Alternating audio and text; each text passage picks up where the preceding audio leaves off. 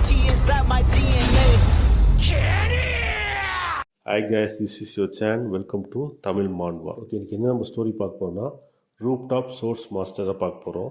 இந்த ஸ்டோரியோட சம்மரி என்னென்னா, ஒரு 8 பசங்க சேர்ந்து ஒரு பையனை ஹைஸ்கூல் பையனை புள்ளி பண்ணி அவனை கோமா காமிப்பிடுவாங்க.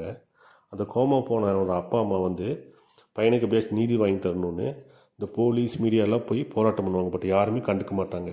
ஏன்னா இந்த 8 பேர்த்தோட புள்ளிஸோட பேரண்ட் வந்து பார்த்திங்கன்னா பவர்ஃபுல் ஃபேமிலியாகவும் செகண்ட் பொலிட்டிக்கலையும் இருப்பாங்க. ஆனால் பாலிட்டிக்ஸில் இருக்கிறதால அவங்கள ஒன்றும் பண்ண முடியாது. கையில் அவங்க அப்பா அம்மான்ட்டு பையனுக்கு நீதி வாங்கி தர்றதுக்கு வழியே இல்லாமல் தன்னைத்தானே தற்கொலை பண்ணிக்குவாங்க, நீதி வேண்டும் சொல்லிட்டு அவன் பையனுக்காக. அதுக்கப்புறம்ட்டு இந்த 8 புள்ளிஸையும் ஜெயிலில் போட்டுக்குவாங்க. கையில் அவங்கள பவர்ஃபுல் ஃபேமிலி தானே, டக்குன்னு வெளியே எடுத்துருவாங்க. கடைசியில் ஒரு நாள் கோமாலேருந்து பையன் வெளியே வந்து அவன் அந்த கோமாவுக்கு போனதுக்கும் ப்ளஸ் அவங்க அப்பா அம்மா செத்துறதுக்கு பழி வாங்கணும்னு சொல்லிட்டு எப்படி பழி வாங்கினா சொல்கிற கதை ப்ளஸில் கொஞ்சம் ஃபேண்டசி கலந்துருக்கும், இடையில ட்விஸ்டெல்லாம் இருக்கும். ஸோ இந்த ஸ்டோரிக்குள்ளே போயிடலாம். ஓப்பனிங் சீனே பார்த்திங்கன்னா ஒரு ஆம்புலன்ஸ் வேகமாக போகும் ஹாஸ்பிட்டல் போய்ட்டு அந்த ஆம்புலன்ஸ்லேருந்து ஒரு பையனை ஸ்ட்ரக்சரில் போட்டு கூட்டிகிட்டு போவாங்க. அந்த பையன் தான் நம்ம படத்தோட ஹீரோ. அவன் பேர் பார்த்திங்கன்னா சியாங். அவன் உடம்பு ஃபுல்லாக ரத்தக்கரையோட பையன் அன்கான்சியஸில் போயிட்டுருப்பான் ஹாஸ்பிட்டலுக்குள்ளே. அப்படியே சீனை கட் பண்ணி இந்த பக்கம் காட்டினாங்கன்னா 2 போலீஸ் பேசிட்டு இருப்பாங்க வெளியே நின்று. உனக்கு விஷயம் தெரியுமா, ஏன்னா நம்பவே முடியல, இந்த 10th படிக்கிற பையனை வந்து கூட படிக்கிறவங்களே சேர்ந்து அடிச்சு இந்த மாதிரி பண்ணிட்டாங்களாமா, அதில் 2 பொண்ணு 6 பசங்க வேறு இருக்காங்களாமா அப்படின்னு சொல்லி பேசிட்டு இருப்பான். அப்போ வாக்கி டாக்கியில் ஒரு சவுண்டு வரும். சார் சஸ்பெக்டை பார்த்தாச்சு, ஐ விட்னஸ் எல்லாம் கன்ஃபார்ம் ஆகிட்டாங்க, இவங்க தான் பண்ணிக்கிறாங்க சொல்லிட்டோன்னே கூட கொண்டு போலீஸ் சொல்லுவான். நான்லாம் பேச மாட்டேன், நீயே சொல்லிக்கோ பேசிட்ட, சரி வா அந்த இடத்துக்கு போகலாம். சரி 2 பேர் காலை கிளம்பி பார்க்க போவாங்க அவனை. இங்கே ஒரு சீனை கட் பண்ணி திரும்ப ஹாஸ்பிட்டலில் காட்டுவாங்க. ஹாஸ்பிட்டலில் பார்த்தா நம்ம சியாங் அப்படியே லைட்டாக கண்ணை திறப்பான். பார்த்தா அவங்க ஆன்ட்டி ஃப்ரெண்டில் உட்காந்துருப்பாங்க. அவங்க ஆன்ட்டி டக்குன்னு கத்த ஆரம்பிச்சாங்க. சியாங் நல்லா கண்ணை திறந்துப்பார், நான் தேனா சொல்லி கத்திட்டு இருப்பாங்க. அவன் நல்லா கண்ணை வந்து பார்த்தா டப்புன்னு அவன் கண்ணுக்கு முன்னாடி 8 பேர் தெரிவாங்க, 8 புள்ளிஸ் தெரிவாங்க. எனக்கு ஃபஸ்ட்டுக்கு டார்ச்சர் பண்ண 8 பேருமே. அவன் பைக்கில் உடம்புலாம் நடுங்க ஆரம்பிச்சு கத்த ஆரம்பிச்சிருவான். உடனே அவங்க சித்தின்ட்டு டாக்டர் கூப்பிடுவான். டாக்டர் கொடுக்கணும்னு ஓடி வந்து டக்குன்னு ஊசி போட்டு அவங்க சித்தியை திட்டுவாங்க.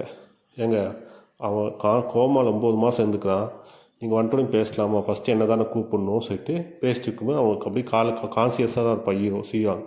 அவன் அப்படியே கண்ணை மூணு நினச்சி பார்ப்பானு 9 மாதம் நான் கோமாவில் இருந்தேன்னா சொல்லிட்டு சாக்கிலே மயங்கிடுவான். திரும்ப அவன் எந்திரிச்சு உட்காந்து அவன் சித்திட்டு நார்மலாக பேசிகிட்டு இருப்பான். இந்த மாதிரி என்ன சித்தியாச்சு, டாக்டர் 9 மாதம் கோமாவில் இருந்தேன்னு சொன்னாங்களே, அப்பா அம்மா எங்கே காணமே சொல்லி கேட்பான். அப்போ தான் அவங்க சித்தி சொல்லுவாங்க, இந்த மாதிரி அவனை வந்து 8 பேர் புள்ளி பண்ணி இந்த மாதிரி சாகர நிலைமைக்கு போய் கோமாவுக்கு போயிட்டு அவங்க அப்பா அம்மாவுக்கு என்ன பண்ணனே தெரியல. கோர்ட்டு வக்கீல் சொல்லி போய் பார்த்தாங்க, ஒன்றுமே செட் ஆகலை. நியூஸ்லேயும் போய் பார்த்தாங்க, அவங்களும் ஒன்றும் பண்ணலை. ஏன்னா நீ வந்து உன்னை 8 பேர் புள்ளி பண்ணாங்கள்ல, அவங்க எல்லாமே பணக்கார ஃபேமிலி ப்ளஸ் பாலிட்டிக்ஸில் வேறு இருக்காங்க. அவங்க பேரண்ட்டு உங்கள் அப்பா அம்மாவில் ஒன்றுமே பண்ண முடியல. கடைசியில் வழி இல்லாமல் தன்னைத்தானே தற்கொலை பண்ணிக்கிட்டாங்க. நீதி வேணும், என் பையனுக்கு நீதி வேணும்னு சொல்லிட்டு 2 பேருமே உங்கள் அப்பா அம்மாவும் தீ குடிச்சு இறந்துட்டாங்க. அது யூடியூப்லாம் வைரலாகி நியூஸில் போய் கடைசியில் அந்த 2 பேருக்கும் நீதி வேணும் சொல்லி எல்லாம் போராட்டம் பண்ணி தான் அந்த 8 பேர்த்தை ஜெயிலில் போட்டாங்க. பட் இருந்தாலும் பாலிட்டிக்ஸு பவர் இருக்கிறதால ஒரு 6 மாதத்தில் எல்லாருமே ஜெயிலேருந்து அப்ராட் போயிட்டாங்க பெயில் வாங்கிட்டு. அப்படி கேட்டோன்னே ஹீரோ ஷாக்காயிடுவான். அவங்க அப்பா அம்மா செத்ததும் ஷாக்கு, கடைசியில் அவனை புள்ளி பண்ணவங்களும் தப்பிச்சு போயிட்டாங்களே, அப்பா அம்மாவோட இது வேஸ்ட்டாக போயிடுச்சு சொல்லிட்டு அவங்க கவலை தியாகம். கடைசிலேன்ட்டு அவங்க கத்த ஆரம்பிச்சிடுவான். இது கனவாக இருக்கணும், கனவு தானே காண்றேன் சொல்லுவான். இதோ அவங்க ஆன்ட்டிட்டு இவனை அப்ராட் கூப்பிடுவாங்க. பெருசாக என் கூட வந்து தங்கிடுறா, யூஎஸ் போய்க்கலாம் அப்படி சொல்லி கூப்பிடுவாங்க. இவன்ட்டு வர முடியாது சொல்லிடுவான். அதுக்கப்புறம் பார்த்திங்கன்னா கட் பண்ணி ஒரு சீனை காட்டுவாங்க. ஒரு வீட்டு மேனேஜர் வந்து ஒரு அம்மா கூட பேசுவாங்க. இந்த மாதிரி வீடு உங்களுக்கு பிடிச்சிக்குதா, எல்லாம் ஓகே இருக்கட்டும். அம்மா சொல்லுவோம், எனக்கு வீடெல்லாம் பிடிச்சிக்குங்க, நல்லா இருக்குது, எல்லாம் பேசிட்டு அட்வான்ஸ் கொடுக்கும்போது சொல்லுவோம், அதாவது கண்டிஷன் இருக்கான்னு கேட்பான். அப்போ அந்த புரோக்கர் சொல்லுவோம், வீடு புரோக்கர் என்ன சொல்லுவான்னா, உங்களுக்கு ஒரு 2 கண்டிஷன் தான், நீங்கள் உங்கள் ஃப்ளோரை யூஸ் பண்ணிக்கலாம், 5ஆவது ஃப்ளோரை யூஸ் பண்ணிக்கலாம், 6ஆவது ஃப்ளோர் மட்டும் நீங்கள் போகக்கூடாது, 6th ஃப்ளோர் மட்டும் போகக்கூடாது, அங்கே கேட் பூட்டி இருக்கும், அது உங்களுக்கு நாட் பர்மிட் அலவுட் கிடையாது, மேலே என்ன சவுண்ட் வந்தால் கண்டுக்காதீங்க, ஏன்னா அங்கே அடி இருக்கவங்க வந்து இந்த ரூல்ஸ் போட்டு தான் இருக்காங்க அப்படி சொல்லுவான். இந்த ஒரு லெவல் யோசிச்சு பார்த்துட்டு சரி ஓகே, நம்ம அவனுக்கு வந்து மென்டலாக எஃபெக்ட் பண்ணிக்கும் அந்த கோமாவில் பண்ணது, அந்த 8 பேர் புள்ளி பண்ணது. ஸோ அவன் வீட்டை விட்டு வெளியே போக மாட்டான். வீடு ஃபுல்லாக குப்பையாக இருக்கும். கார்பேஜ் பேக் கட்டி வச்சுப்பான். அந்த குப்பை கூட வெளியே கொட்ட போக மாட்டான். வீட்டுக்குள்ளே இருக்கும்போது திடீர்னு கரவை தர சத்தம் கேட்கும். இவன் போய் கரவத்தை வந்து பார்ப்பா, டக்குன்னு ஒரு பொண்ணு உள்ளே வந்துடும். உள்ளே வந்துட்டான்னு சொன்னோம், லைட்டை போட்டு யூச்சான்னு சொல்லிட்டு லைட்டை போட்டு பார்த்தா அது நர்ஸு. இவன் கோமாலேருந்து வந்தாலும் இவனை செக் பண்ணுவான். வாரத்துக்கு முன்னாடி ஒரு நர்ஸ் வந்து இவனை செக் பண்ணும். இவனுக்கு உடம்பு எப்படி இருக்குது, திரும்ப கோமாவுக்கு போயிட்டானா என்னன்னு சொல்லி பார்க்க செக் பண்ணுவோம். செக் பண்ணும், உன் வெயிட்டு பிபியெல்லாம் செக் பண்ணிவிட்டு சொல்லும், யூச்சான உள்ளேயே இருக்காத, வெளியே போய் பாரு, இப்படி இருந்தால் என்ன ஆகுறது, டெவலப்மெண்ட்டே இல்லாமல் போயிடும் உனக்கு, குப்பையை கூட்ட கூட வெளியே போக மாட்டேன் யாசை திட்டிகிட்டு இருக்கோம் நர்ஸு. இவன் என்ன பண்ணுவான், ஃபோன் எடுத்து அந்த நர்ஸுக்கு அவ்வளோ ஃபீஸோ அதை அனுப்பி விட்டுருவான் ஜிபேயில். நர்ஸு கடுப்பாயிடும், நான் காசுக்கு பேச நினைக்காத, உன் நல்லது தான் சொல்லிட்டு நர்ஸு திட்டிகிட்டே வெளியே போயிடுவான்.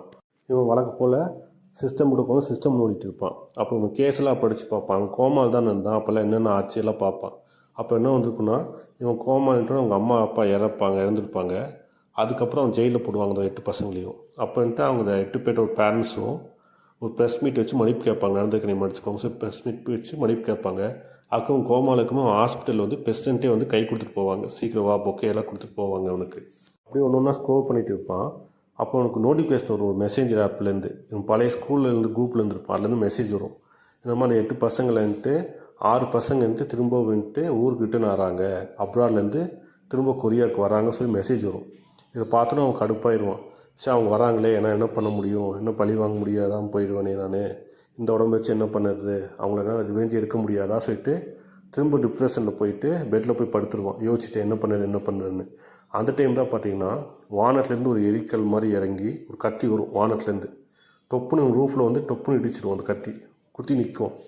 அந்த சத்தத்துக்கு கேட்டவன் தூக்கம் இருந்து வெந்திரிச்சிடுவான், புலம்பிட்டு இருந்தவன்.